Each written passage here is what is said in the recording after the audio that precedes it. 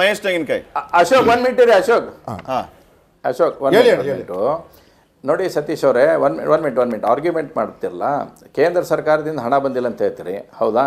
ನಿನ್ನೆ ತಾನೇ ಒಂದು ಪ್ರಜಾವಾಣಿ ಪೇಪರ್ನಲ್ಲಿ ಒಂದು ಮುಖಪುಟದಲ್ಲಿ ಒಂದು ದೊಡ್ಡ ಇದು ಬಂದಿತ್ತು.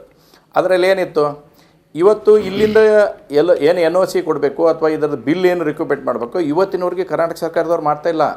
ಆಮೇಲೆ ಏನು ಹೇಳಿದು, ಕೇಂದ್ರ ಸರ್ಕಾರ ದುಡ್ಡು ಕೊಡ್ತಾ ಇಲ್ಲ ಅಂತಂದೇಳಿ. ಯಾಕ್ರಿ ಇವ್ರು ಕೊಡೋಕ್ಕಾಗಲ್ಲ NOCನ? ಏನು ಕೆಲಸ ಆಗೈತಿ ಅದನ್ನು ಕೊಡುವಂಥ ಪ್ರೊಸೆಸನ್ನು ಯಾಕೆ ಮಾಡೋಕ್ಕೆ ಸಾಧ್ಯ ಇಲ್ಲ ಕಾಂಗ್ರೆಸ್ ಪಾರ್ಟಿಗೆ? ಕೇಳ್ಬೋದಲ್ಲ ಸರ್, ಇಲ್ಲಿವರೆಗೂ ಕೂಡ ಸಂಸತ್ತಲ್ಲಿ ಇದರ ಬಗ್ಗೆ ಚಕಾರ ಆಯ್ತಲ್ಲ, ನೀವಾದ್ರೂ ಪ್ರಾಮಾಣಿಕವಾಗಿ ಒಪ್ಕೊಂಡ್ರಿ ಸರ್. ನಿಮ್ಮನ್ನು ಅಪ್ರಿಷಿಯೇಟ್ ಮಾಡ್ತೀನಿ. ಯಾಕಂದ್ರೆ ನಾನು 2.5-3 ವರ್ಷಗಳ ಕಾಲ ನಾನು ಅದನ್ನು ದುಂಬಾಲು ಬಿದ್ದಿದ್ದೀನಿ. ಅದನ್ನಾದ್ರೂ ಕೂಡ ಬಿಡುಗಡೆ ಮಾಡಕ್ ಆಗ್ತಾ ಇಲ್ಲ ಅಂತ ಹೇಳಿ ತಾವು ಹೇಳಿದ್ರಿ. ಪಾಪ ಪ್ರಾಮಾಣಿಕವಾಗಿ ಅದನ್ನ ಒಪ್ಕೋಬೇಕು. ಆದ್ರೆ ಸಂಸತ್ತಲ್ಲಿ ಇರುವಂತ ನಮ್ಮ ರಾಜ್ಯದ ಬಿಜೆಪಿ ಸಂಸದರುಗಳು ಅದನ್ನ ಬೆಂಚ್ ಕುಟ್ಟಿ ಯಾಕೆ ಮಾತಾಡ್ತಾ ಇಲ್ಲ?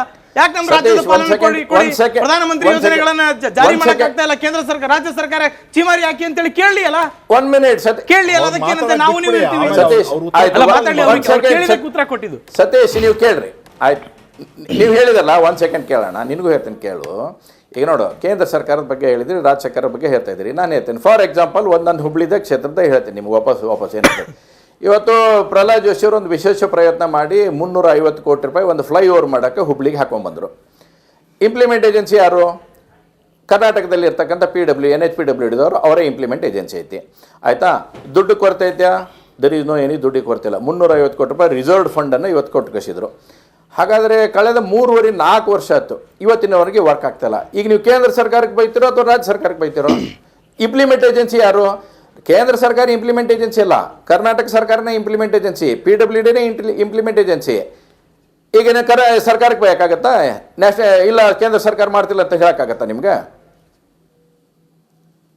ಈಗ ಫಸಲ್ ಬಿಮಾ ನೀವು ನೋಡ್ತಾ ಇದ್ದೀರಿ, ಯಾವ ರೀತಿಯಾಗಿ ದುಡ್ಡು ಬರ್ತೈತಿ ಅಂತಂದೇಳಿ. ಈ ಥರ ನಾವು ನೋಡಿ ಡಿಬೇಟ್ನಲ್ಲಿ ಕೂತಾಗ ಏನೋ ಹೇಳೋದು ಏನೋ ಮಾಡೋದು ಆಗೋದಿಲ್ಲ. ಒಂದಿಷ್ಟು ಸ್ಟ್ಯಾಟಿಸ್ಟಿಕ್ಸ್ ಇಟ್ಕೊಂಡು ನಾವು ಅದಕ್ಕೆ ಸತ್ಯಾಂಶವನ್ನು ಅರ್ಥ ಮಾಡಿ ನಾನು ಹೇಳ್ತೀನಿ, ದೇರ್ ಈಸ್ ಎ ಫಾಲ್ಟ್ ಎಲ್ಲಿ ಇರ್ಬೋದು, ಬಟ್ ಅಟ್ಲೀಸ್ಟ್ ಸತ್ಯಕ್ಕೆ ಸಮೀಪವಾಗಿರ್ತಕ್ಕಂಥ ವಿಷಯಗಳನ್ನು ಹೇಳಿದ್ವಿ ಅಂತಂದ್ರೆ ಜನರಿಗೂ ಮನವರಿಕೆ ಆಗುತ್ತೆ. ಈ ವಿಚಾರದ ಬಗ್ಗೆ ಈ ಒಂದು ಕ್ಲಾರಿಟಿನೂ ಕೂಡ ಜನರಿಗೆ ತುಂಬಾ ಅಗತ್ಯ ಇದೆ ಅಂತ ಅನ್ಕೋತೀನಿ. ಯಾಕಂದ್ರೆ ಈಗ ಕೇವಲ ಸತೀಶ್ ಅವರು ಹೇಳೋದು ಮಾತ್ರ ಅಲ್ಲ, ಈಗ ಸಹಜವಾಗಿ ಯಾರ್ಯಾರನ್ನ ಕಾಂಗ್ರೆಸ್ ನಾಯಕರನ್ನ ಅಭಿವೃದ್ಧಿಯ ವಿಚಾರವಾಗಿ ಅಥವಾ ಇನ್ನಿತರ ವಿಚಾರವಾಗಿ ಪ್ರಶ್ನೆ ಮಾಡಿದಾಗ ಅವ್ರು ನೇರವಾಗಿ ಬೊಟ್ಟು ಮಾಡೋದು ಕಾಂಗ್ರೆಸ್ ಕಡೆ, ಕೇಂದ್ರದ ಕಡೆನೆ. ಕೇಂದ್ರ ಏನು ಅನುದಾನ ಕೊಟ್ಟಿದೆ ನಮಗೆ, ನಮ್ಮ ಬಿಜೆಪಿ ಸಂಸದರು ಯಾಕೆ ಕೇಳಬಾರದು? ಮೋದಿ ಅಂದ್ರೆ ಭಯ ಅವ್ರಿಗೆ, ಹಿಂಗಾಗಿ ಅವ್ರು ಏನು ಮಾತಾಡಲ್ಲ ಅಲ್ಲಿ, ಈ ರೀತಿಯ ಮಾತುಗಳು ಕೇಳಿ ಬರುತ್ತೆ. ಸೊ ನಿಜಕ್ಕೂ ರಾಜ್ಯಕ್ಕೆ ಅನುದಾನ ಬರುತ್ತಾ ಇಲ್ವಾ ಅನ್ನುವಂಥ ಶ್ರೀಪಾದ್ ಒಂದ್ ಸೆಕೆಂಡ್ ನೋಡಿ. ಮೋದಿಯವರು ಭಯ ಅನ್ನೋಂತಿದ್ದಲ್ಲ, ನೀವು ಬಹುಶಃ ಮೊನ್ನೆ 2-3 ದಿವಸದಿಂದ ಮೋದಿಯವರು ನಮ್ಮ ಕರ್ನಾಟಕದ ಇರ್ತಕ್ಕಂಥ ಲೋಕಸಭಾ ಸದಸ್ಯರನ್ನ ಯಾವ ರೀತಿ ಕೂತ್ಕೊಂಡು ಮಾತಾಡಿದಾರೆ ಅನ್ನೋತಕ್ಕಂಥ ವಿಡಿಯೋನು ನೋಡಿದಿರಿ, ಫೋಟೋನು ನೋಡಿದಿರಿ, ಎಲ್ಲ ನೋಡಿದಿರಿ. ಈ ಭಯ ಅಂತಕ್ಕಂಥದ್ದು ಸಿದ್ದರಾಮಯ್ಯ ಅವರು ಹೇಳುವಂಥ ಬಾಡು, DK ಶಿವಕುಮಾರ್ ಹೇಳುವಂಥದ್ದು, ಅದು ನಥಿಂಗ್ ಬಟ್ ಅದರದಲ್ಲಿ ಏನು ಪ್ರಶ್ನೆ ಇಲ್ಲ, ಅದು ಭಾಳ ಸ್ಪಷ್ಟ ಆಗ್ತದೆ. 10 ವರ್ಷದಲ್ಲಿ ನಾನು ಹೇಳ್ತೇನೆ, ಅವ್ರ ಪ್ರೈಮ್ ಮಿನಿಸ್ಟರ್ ಅಲ್ಲಲ್ಲ, 10 ವರ್ಷದಲ್ಲ, ನಂದ 8 ಫೋಟೋ ತೋರಿಸ್ಲಿ ಹೇಳ್ರಿ. ಒಬ್ಬ ಸಾಮಾನ್ಯ ಕಾರ್ಯಕರ್ತ ನಾನು 10 ಫೋಟೋ ತೋರಿಸ್ತೇನೆ ಮೋದಿಯವ್ರ ಜೊತೆ ಇದ್ದಿದ್ದು ನಿಮ್ಗೆ. ಅಲ್ಲ ನೀವು ಸಮಸ್ಯೆಗಳ ಬಗ್ಗೆ ಚರ್ಚೆ ಮಾಡಕ್ಕೆ ಮೊದಲ ಬಾರಿ ಸತೀಶ್ ನೋಡಿ ಇಲ್ಲ ಸತೀಶ್ ಒಂದ್ಸಲ ಕೇಳಿರಿ ನೋಡಿ, ಚರ್ಚೆ ಮಾಡಿ 1 ಸೆಕೆಂಡ್. ಇವತ್ತು ನಾನು ನನ್ನ ಕ್ಷೇತ್ರದೇನು ಎಲ್ಲ ಮುಖ್ಯಮಂತ್ರಿ ಮುಂದೆ ಹೋಗಿ ಕೂತ್ಕೊಂಡು ಚರ್ಚೆ ಮಾಡ್ತೇನೆ? ಏನು ಮುಖ್ಯಮಂತ್ರಿ ನನ್ನ ಕರೆದು ಎಲ್ಲದಕ್ಕೂ ಚರ್ಚೆ ಮಾಡ್ತಾರ? ಇವತ್ತು ಬಿಡಿ, ನಾನು ಆಯಿತು ಬಿಜೆಪಿ ಪಾರ್ಟಿ MLA ಆಗಿ ನಾನು ಏನೋ ಟೀಕೆ ಟಿಪ್ಪಣಿ ಮಾಡ್ಬೋದು. ರಾಜೀವ್ ಕಾಗೆ ಅವ್ರು ಯಾಕೆ ಉತ್ತರ ಕರ್ನಾಟಕ ಸಪ್ರೇಟ್ ಕೇಳಿದ್ರು? ಅವ್ರು ಕಾಂಗ್ರೆಸ್ ಶಾಸಕರಲ್ಲ, ಹಿರಿಯ ಕಾಂಗ್ರೆಸ್ ಶಾಸಕರಾಗಿದ್ದಾರ, NWKSH ಚೇರ್ಮನ್ ಇದ್ದಾರ. ಉತ್ತರ ಕರ್ನಾಟಕ ಸಪ್ರೇಟ್ ಮಾಡ್ರಿ, ನಮಗೆ ಕಾಂಗ್ರೆಸ್ಲಿಂದ ಯಾವುದೇ ರೀತಿಯಾದಂಥ ಸವಲತ್ತು ಸಿಗ್ತಾ ಇಲ್ಲ ಅಂತ ಹೇಳಿದ್ರು. ಗ್ಯಾರಂಟಿಗಳಿಂದ ಯಾವ ಶಾಸಕರು ಹೇಳಿದ್ರು ನೋಡಿ ಎಲ್ಲ ನೋಡಿ.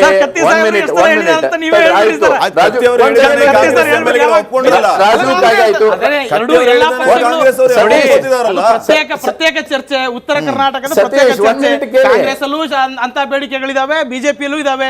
ಉಮೇಶ್ ಕತ್ತಿ ಅವರು ಸಾಕಷ್ಟು ವರ್ಷಗಳಿಂದ ಶಾಸಕರುಗಳು ಯಾವ ರೀತಿ ಮಲ್ಲಿಕಾರ್ಜುನ್ ಖರ್ಗೆ ಸತೀಶ್, ಸಾಹೇಬರು ಪ್ರಿಯಾಂಕಾ ಖರ್ಗೆ ಸತೀಶ್, ಅವರು ನಾವು ಸ್ಪಷ್ಟ ಹೇಳಿದ್ದೇವೆ. ಏನೋ ಡೆವಲಪ್ ಮಾಡಿಲ್ಲ, ಅದರಿಂದಾಗಿ ಆತರ ಕೂಗ್ ಬರ್ತಾ ಇರೋದು. ಆಯ್ತಾ? ಅಲ್ಲ ಇವರು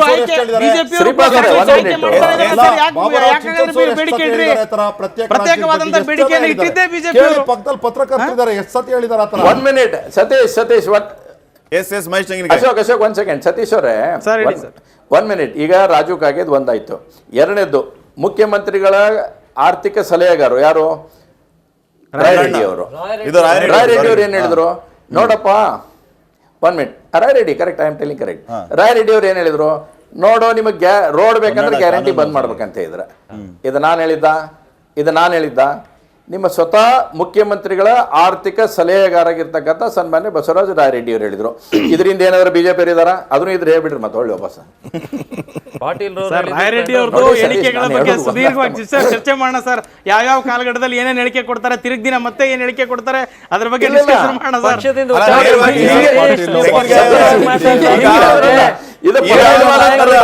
ಸತೀಶ್ ಅಲ್ಲ ತೆಂಗಿನಕಾಯಿ ಅವರ ಸತೀಶ್ ಪರಮೇಶ್ವರ್ ಅವರ ಕೊಟ್ಟ ಸ್ಟೇಟ್ಮೆಂಟ್ ನಲ್ಲಿ ತಪ್ಪೇನಿಲ್ಲ.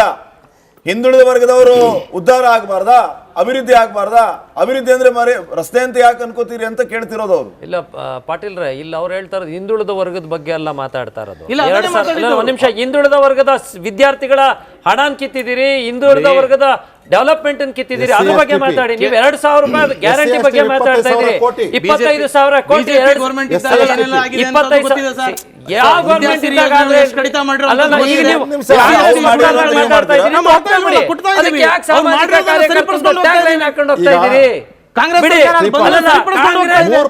ನೀವು ಸಾಮಾಜಿಕ ಹೋರಾಟಗಾರರನ್ನ ಟ್ಯಾಗ್ ಲೈನ್ ಕಿತ್ತಾಕಿ ಕಾಂಗ್ರೆಸ್ ವಕ್ತಾರರು ಅಂತ ಮಾತಾಡಿ. ನೋಡ್ರಿ, ಪರಮೇಶ್ವರ್ ಇವತ್ತು ಗ್ಯಾರಂಟಿ ಇವರೇ ಎಂಡ್ರಾಸ್ ಮಾಡ್ತಾರೆ, ಅಲ್ಲಿ ನಿಂತು ಮಾತಾಡ್ತಿದ್ದು ಗ್ಯಾರಂಟಿ ಯೋಜನೆ ಬಗ್ಗೆ ಅಂತ. ಈಗ ಹೇಳ್ತೀರಿ ಹಿಂದುಳಿದ ವರ್ಗದವ್ರಿಗೆ 2,000 ಹೋಗ್ತಾ ಇಲ್ಲ. ಯಾರ ಬಗ್ಗೆ ಮಾತಾಡ್ತಾ ಇದ್ದೀರಿ ಫಸ್ಟ್ ಸ್ಪಷ್ಟ ನಿಲುವಿಗೆ ಬನ್ನಿ. ಸುಮ್ಮನೆ ಕನ್ಫ್ಯೂಷನ್ ಮಾಡೋದು ಏನ್ ಹೇಳಿ, ನೇರವಾಗಿ ಹೇಳ್ಬಿಡಿ. ಕನ್ಫ್ಯೂಷನ್ ಇಲ್ಲ. ಗ್ಯಾರಂಟಿ ಯೋಜನೆ ಬಗ್ಗೆ ಮಾತಾಡಿದ್ರೆ ಪರಮೇಶ್ವರ್ ಮಾತಾಡಿದಂತ ಹೇಳಿಕೆ ಏನಿದೆ, ಪರಮೇಶ್ವರ್ ಮಾತಾಡಿದಂತ ಹೇಳಿಕೆ ಏನಿದೆ, ನೂರಾರು ವರ್ಷಗಳಿಂದ ಶತಶತಮಾನಗಳಿಂದ ಅಲ್ಲಲ್ಲ, ಬಂಜಾರ ಜನಾಂಗದವ್ರಿಗೆ ಏನ್ ಮಾಡ್ಬೇಕು, ಏನ್ ಮಾಡಿದ್ದಾರೆ, ಏನ್ ಮಾಡಕ್ ಹೊರಟಿದ್ದಾರೆ ನಿಮ್ಮ ನಾಯಕರು ಅದು ಸ್ಪಷ್ಟಪಡಿಸಿ. ಪರಮೇಶ್ವರ್ ಅವರು ಮಾತಾಡಿದಂತ ವೇದಿಕೆ ಯಾವುದು? ತಳ ಸಮುದಾಯ ಆಗಿರುವಂತಹ ಲಂಬಾಣಿ ಸಮುದಾಯದ ಒಂದು ಕಾರ್ಯಕ್ರಮದಲ್ಲಿ ಒಂದು ಮಾತನ್ನ ಹೇಳ್ತಾರೆ. ಯಾವುದು? ಶತಶತಮಾನಗಳಿಂದ ಬಂದಂತಹ ಇಂತಹ ಸಮುದಾಯಗಳು ಮೇಲ್ಗಡೆ ಬರಬೇಕು, ಆರ್ಥಿಕವಾಗಿ ಸಬಲೀಕರಣ ಆಗ್ಬೇಕು ಅನ್ನುವಂಥದ್ದಿದ್ರೆ, ಬಡತನ ನಿವಾರಣೆ ಆಗ್ಬೇಕು ಅನ್ನುವಂಥದ್ದಿದ್ರೆ ಇಂತಹ ಕಾರ್ಯಕ್ರಮಗಳು ಬೇಕು ಅನ್ನುವಂತ ಮಾತನ್ನ ಹೇಳಿರೋದು. ಕಾರ್ಯಕ್ರಮಗಳು ಬೇಕು.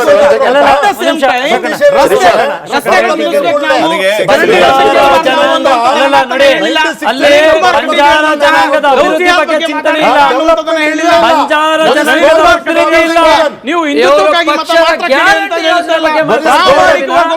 ಪರಮೇಶ್ವರ್ ಅವರು ಯಾವ ರೀತಿ ನೀವು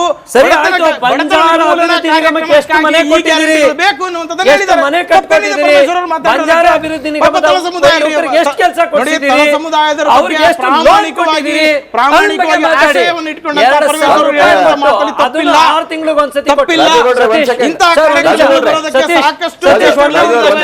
ಪ್ರಶ್ನೆ ಕೇಳ್ತೀನಿ, ನೀವು ಯುವಕರಿದ್ದೀರಿ ಸರ್. ಒಂದೇ ನಿಮಿಷ ಸರ್, ಒಂದೇ ನಿಮಿಷ, ನಂದೊಂದು ಪಾಯಿಂಟ್. ಈಗ ನಾವು ಕರ್ನಾಟಕ ರಾಜ್ಯ ಅಲ್ಲ, ಭಾರತ ದೇಶದಲ್ಲಿ ಒಂದು ಸಿಬಿಲ್ ಅಂತ ಒಂದು ಸ್ಕೀಮ್ ಇದೆ. ನೀವು ಸರ್ಕಾರದ ಗ್ಯಾರಂಟಿ ನಂಬಿ ಅವ್ರು ಯಾರು ಹೇಳ್ತಾ ಇದ್ರು, ನಾನು ಮನೆಗೆ ವಾಷಿಂಗ್ ಮಿಷಿನ್ ತಗೊಂಡೆ, ನಾನು ಫ್ರಿಡ್ಜ್ ತಗೊಂಡೆ ಅಂತ. ಬಹುಶಃ ಅದನ್ನ ನಂಬ್ಕೊಂಡು 2,000 ರೂಪಾಯಿ ಕಟ್ಟಕ್ಕೆ ಅಂತ ಯಾವ್ದನ್ನ ಹೆಣ್ಮಗಳು ಅವಳ ಬದುಕನ್ನ ಇವ್ರು 2,000 ಕೊಡ್ತಾರೆ ಅಂತ ಏನಾದ್ರು ಸಾಲ ತಗೊಂಡು 5 ತಿಂಗಳು ಕೊಟ್ರೆ ಆಕೆ ಸಿಬಿಲ್ ಏನಾಗುತ್ತೆ ಅನ್ನೋದು ನೀವು ಒಂದ್ಸತಿ ಯೋಚನೆ ಮಾಡಿ. ನೋಡಿ, ಸಿಬಿಲ್ ಬಗ್ಗೆ ಚರ್ಚೆ ಮಾಡೋಣ.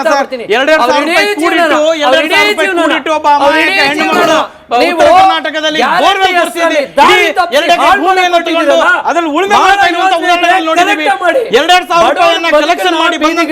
ಗೃಹಲಕ್ಷ್ಮಿ ಹಣದಲ್ಲಿ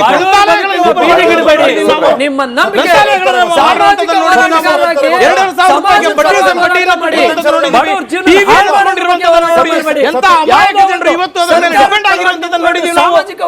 ಗೃಹಲಕ್ಷ್ಮಿ ಹೇಯಕರ ಅಂತ ನನಗೆ ಅನಿಸ್ತಾ ಇದೆ.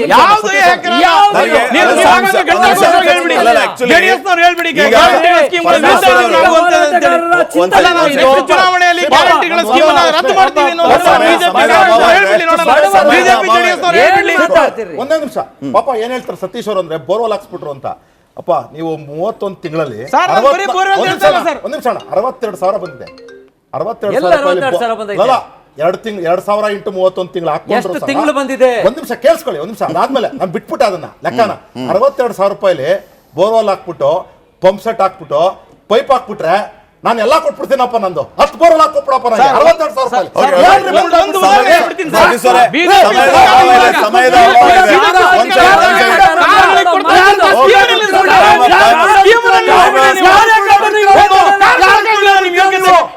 ಸರ್ಕಾರದಲ್ಲಿ 1 ಲಕ್ಷಕ್ಕೆ ತಂದಿರಿಸಿದ್ರಿ ಸಬ್ಸಿಡಿ ಹಣನ. ಕಾಂಗ್ರೆಸ್ ಸರ್ಕಾರ ಇದ್ದಾಗ 3 ಲಕ್ಷ ಕೊಡ್ತಾ ಇದ್ರು. ಕೇವಲ 1 ಲಕ್ಷ ಕೊಡ್ತಾ ನೀವು. ಎಲ್ಲ ಸ್ಕೀಮ್ಗಳನ್ನು ನಿಲ್ಲಿಸಿದ್ರಿ ನೀವು. ಸರ್ಕಾರ ಸ್ಕೀಮ್ಗಳನ್ನು ನಿಲ್ಲಿಸಿದ್ರಿ ನೀವು. ಬರೀ ಬುಡ ಬಿಡೋದು. ನರೇಂದ್ರ ಮೋದಿ ಹೇಳಿದ 10 ಲಕ್ಷ ಬರಲಿಲ್ಲ. ನರೇಂದ್ರ ಮೋದಿ ಹೇಳಿದ 2 ಕೋಟಿ ಉದ್ಯೋಗ ಸಮಯದ ಅಭಾವ ಇದೆ. ಸಮಯದ ಅಭಾವ ಇದೆ, ದಯವಿಟ್ಟು ಸಮಯದ ಅಭಾವ ಇದೆ. ಈಗ ಪರಮೇಶ್ವರ್ ಅವರು ರೋಡ್ ಮಾಡಿದ್ರೆ ಜನ ಉದ್ಧಾರ ಆಗ್ತಾರ ಅನ್ನುವಂತಹ ಪ್ರಶ್ನೆ ಹೇಳಿದಾಗ ನನಗೆ ಒಂದು ಜಾನ್ ಎಫ್ ಕೆನಡಿ ಅವರು ಹೇಳಿದಂತ ಈ 35ನೇ ಪ್ರೆಸಿಡೆಂಟ್ ಅಮೆರಿಕದ್ದು, ಇದಕ್ಕೆ ನಮ್ಮ ವಿನಾಯಕ್ ಭಟ್ರ ಒಂದು ಸ್ಮಾಲ್ ರಿಯಾಕ್ಷನ್, ಮಹೇಶ್ ಟಂಗಿನಕೆ ಅವರ ಸ್ಮಾಲ್ ರಿಯಾಕ್ಷನ್ ತಗೊಂಡು ಮುಗಿಸ್ಬಿಡ್ತೀನಿ. ನಿತಿನ್ ಗಡ್ಕರಿ ಅವ್ರ ಕಚೇರಿಯಲ್ಲಿ ಫೋಟೋ ಹಾಕೊಂಡಿದ್ದಾರೆ ಅವರು.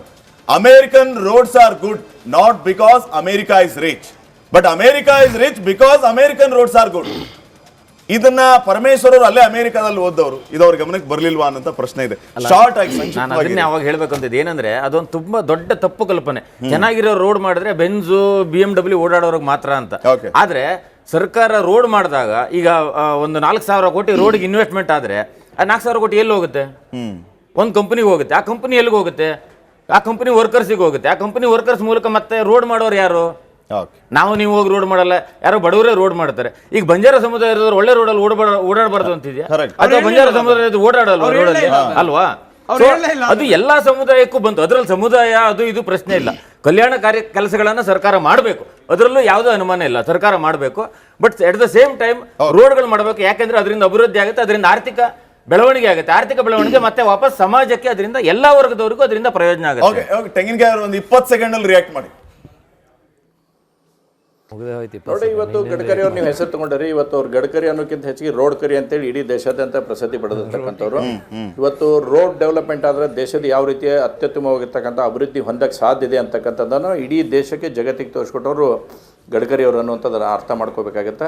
ಇವತ್ತು ಈ ರೀತಿ ಮೊದಲಿದೆ ಹುಬ್ಳಿಯಿಂದ ಬೆಂಗಳೂರಿಗೆ ಹೋಗ್ಬೇಕಂದ್ರೆ 12 ತಾಸು ಆಕೈತೆ ಸತೀಶ್ ಅವರ. ಇವತ್ತು ನಾವು 4 ತಾಸನಾಗ ಹುಬ್ಳಿಯಿಂದ ಬೆಂಗಳೂರು ಬರ್ತೇವೆ. ಅಟಲ್ ಬಿಹಾರಿ ವಾಜಪೇಯಿ ಅವರು, ನಂತರ ಗಡ್ಕರಿ ಅವರು, ಇವತ್ತು ನರೇಂದ್ರ ಮೋದಿ ಅವರ ನೇತೃತ್ವದಲ್ಲಿ ಆಗಿರ್ತಕ್ಕಂಥ ಸಾಧನೆ. ಆಗಲೇ ನಮ್ಮ ವಿನಾಯಕ್ ಭಟ್ರು ಹೇಳ್ತಾ ಇದ್ರು, ರೋಡ್ ಇಂಪ್ರೂವ್ಮೆಂಟ್ ಆದರೆ ಏನಾಗುತ್ತೆ ಅಂತೇಳಿ. ಸತೀಶ್ ಒಂದು ಅರ್ಥ ಮಾಡ್ಕೊಳ್ಳಿ, ರೋಡ್ ಇಂಪ್ರೂವ್ಮೆಂಟ್ ಆದರೆ ಏನಾಗುತ್ತೆ ಅಂದರೆ ದೇಶ ಡೆವಲಪ್ಮೆಂಟ್ ಆಗುತ್ತೆ, ದೇಶದ ಅಭಿವೃದ್ಧಿ ಹೆಚ್ಚಿಸುವಂಥ ನಿಟ್ಟಿನಲ್ಲಿ ಹೋಗುತ್ತೆ. ಇವತ್ತು 4 ಲೈನು 6 ಲೈನು 8 ಲೈನ್ ಮಾಡೋದ್ರಿಂದ ದೇಶದ ಕನೆಕ್ಟಿವಿಟಿ ಆಗ್ತಾ ಇದೆ. ಎಲ್ಲರೂ ಕೂಡ ಒಳ್ಳೆ ರೀತಿಯಾದಂಥ ಡೆವಲಪ್ಮೆಂಟ್ ಮಾಡುವಂಥ ದೃಷ್ಟಿಯಿಂದ ಇವತ್ತು ಅತಿ ಮುಖ್ಯ ಅನ್ನೋಂಥದ್ದನ್ನು ಅರ್ಥ ಮಾಡ್ಕೋಬೇಕು. ಎರಡನೇದು, ನೀವು ನಾನು ಇದನ್ನು ಬಿಟ್ಟು ಒಂದು ಅಷ್ಟೇ ಹೇಳಕ್ಕೆ ಇಚ್ಛೆಪಡ್ತೀನಿ. ನೀವು ಭಾಳಷ್ಟು ಬಡವರ ಬಗ್ಗೆ, ದಲಿತರ ಬಗ್ಗೆ, ದೀನರ ಬಗ್ಗೆ ಮಾತಾಡ್ತಾ ಇದ್ರಿ.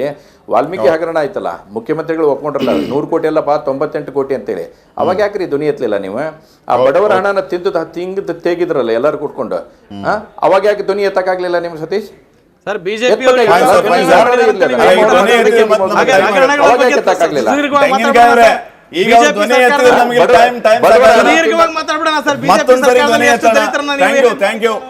Thank you. ಸಮಯದ ಅಭಾವ ಇತ್ತು, ಈಗ ಧ್ವನಿ ಎತ್ತಿದ್ರೆ ನಮಗೆ ಸಮಯ ಸಾಕಾಗಲ್ಲ.